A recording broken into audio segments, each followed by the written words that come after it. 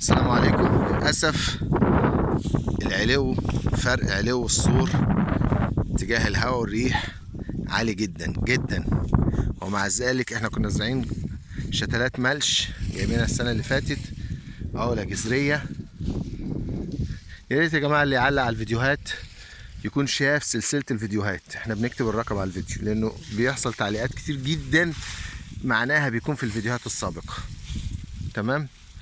احنا هنا زرعنا عقلة ملش جت من مصر، بولونيا عربي للإمارات، عشان تزرع 10 سنتي، واتحطت في مكان صعب جدا، أرض رملية شديدة قوي، فيها أملاح، هواء شديد، رياح، رملة مستمرة.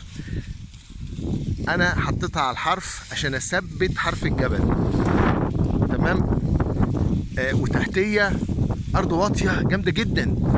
أنا ما اعرفش ازاي هنا الهواء بيمشي من تحت لفوق، يجيب الرمل من تحت لفوق ويدخله جوه ويردم متر ومتر ونص ومترين في الاسبوع لو انا ما قفلتش. ازاي ما اعرفش. فعلا تم التثبيت، هم للاسف شالوا الحفره. تم التثبيت للحرف الجبل اهو، ادي حرف الجبل، وادي النزول لتحت مش اقل من 20 متر، ويعني زاويه قويه جدا.